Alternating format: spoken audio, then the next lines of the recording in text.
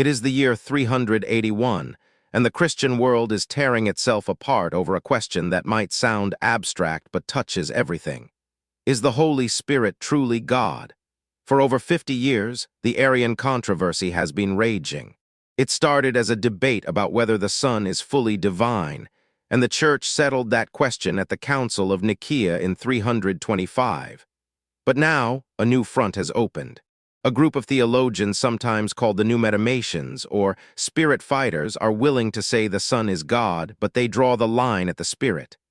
The Spirit, they argue, is a creature, exalted, powerful, but still made, not God, and this matters.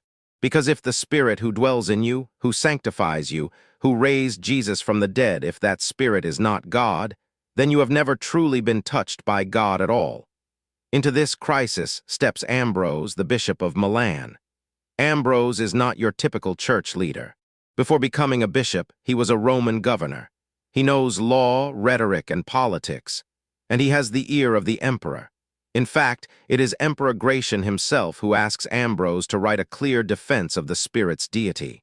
The emperor needs theological clarity. The empire needs it because Arianism is not just a church debate. It is a political force. Arian bishops hold major sees across the empire, and entire regions of the church are divided. So Ambrose takes up his pen. He draws on the work of Eastern theologians like Basil of Caesarea and Didymus the Blind, but he writes for a Latin audience, with a lawyer's precision and a pastor's heart. The result is 3 books titled simply On the Holy Spirit, and his argument is breathtaking in its scope. Ambrose begins where the controversy begins, with the claim that the Spirit is a created being. His opponents point to passages that seem to describe the Spirit as something made or sent, something subordinate. But Ambrose flips the argument. He asks a simple question. What does Scripture actually say about the Spirit's nature? And when you look, he says, you find something remarkable. The Spirit is never called a creature anywhere in the Bible. Not once. Instead, the Spirit is consistently described with attributes that belong to God alone. The Spirit searches the deep things of God. The Spirit knows the mind of God. Paul writes in 1 Corinthians that no one comprehends the thoughts of God except the Spirit of God. Think about that. If the Spirit were a creature, how could the Spirit know the inner life of God? You do not know the inner thoughts of another person unless you share their nature. The Spirit knows God from the inside because the Spirit is God. Ambrose builds his case methodically. He walks through the attributes that Scripture assigns to the Spirit and shows that every single one is a divine attribute. The Spirit is omniscient, knowing all things, even the depths of God. The Spirit is omnipresent. Psalm 139 asks, "Where can I go from your Spirit? Where can I flee from your presence?" There is no place in creation where the Spirit is absent. The Spirit is eternal, not made at a point in time, but existing before all things. And here is the key move. These are not just impressive qualities. These are qualities that by definition only God possesses. A creature can be powerful, but no creature is omnipresent. A creature can be wise, but no creature is omniscient. If the Spirit truly has these attributes and Scripture says the Spirit does, then the Spirit is not a creature. The Spirit shares the very nature of God, but Ambrose does not stop with attributes. In his second book, he makes an argument that is even more striking. He looks at what the Spirit does. And what he finds is that the Spirit does the same works as the Father and the Son. Consider creation. Genesis says God created the heavens and the earth. But Psalm 33 says, "By the word of the Lord the heavens were made, and by the breath of his mouth all their host." The Hebrew word for breath, there is ruach, the same word for spirit. The Spirit was there at creation, not as a spectator, but as a co-creator. Consider sanctification. It is the Father who calls you holy. It is the Son whose blood makes you clean. And it is the Spirit who actually transforms you, who works holiness into the fabric of your life. One work of sanctification, carried out by 3 persons acting in perfect unity. Consider the inspiration of the prophets. When Isaiah or Jeremiah spoke, they spoke by the Spirit. But what they spoke was the word of God from the Father. Again, one action, 3 persons, complete unity. This leads Ambrose to one of his most beautiful images. He calls the Holy Spirit the bond of the Trinity. Think about what that means. The Father and the Son are united in love, and the Spirit is that living bond of communion between them. The Spirit is not some third, lesser entity tagging along. The Spirit is the very life and love that flows between Father and Son. And when you receive the Spirit in your life, you are being drawn into that same communion. The Spirit does not just give you information about God. The Spirit actually connects you to the inner life of the Trinity. Paul says it this way in Romans: "The Spirit himself bears witness with our spirit that we are children of God." That witness is not just a feeling, it is participation. The Spirit is pulling you into the family of God from the inside. In his third book, Ambrose turns to the story of Jesus himself. And here the Spirit's role becomes intensely personal. At the Annunciation, the angel tells Mary, "The Holy Spirit will come upon you, and the power of the Most High will overshadow you." The Incarnation, God becoming human, is the work of the Spirit. The Spirit is not on the sidelines of the most important event in history. The Spirit is the one making it happen. Then at Jesus' baptism, the Spirit descends like a dove, and the Father speaks from heaven. All three persons are present and active. Ambrose sees this moment as a revelation of who God truly is. Not a single isolated being, but a communion of three persons, each fully divine, each playing a distinct role in the redemption of the world. If the Spirit were a creature, this scene makes no sense. A creature cannot accomplish the incarnation of God. Ambrose then turns to one of the richest passages about the Spirit in all of Scripture, Isaiah chapter 11.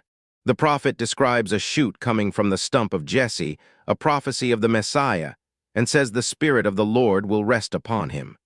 Then Isaiah lists 7 qualities: the Spirit of wisdom and understanding, the Spirit of counsel and might, the Spirit of knowledge and the fear of the Lord. Ambrose sees these 7 gifts as a portrait of the Spirit's fullness. And notice something: these gifts are not partial or limited. They represent complete wisdom, complete power, complete knowledge. This is not the description of a creature distributing borrowed power. This is the description of God pouring out the fullness of the divine life. The 7 gifts show that the Spirit gives not from a finite reserve, but from an infinite abundance, because the Spirit is the infinite God. Now Ambrose arrives at what might be his most powerful argument. It is deceptively simple. Jesus told his disciples to baptize in the name of the Father and of the Son and of the Holy Spirit. Not in the name's plural structure, Father, Son, Holy Spirit. They are listed together as equals in a single divine name. Ambrose asks, would Jesus command you to be baptized in the name of God and a creature? Would he place a created being alongside the Father and the Son in the most sacred rite of the Church? The very formula of baptism, which every Christian receives, is a confession of the Spirit's full deity. Every time someone is baptized, the Church is declaring that the Spirit is God.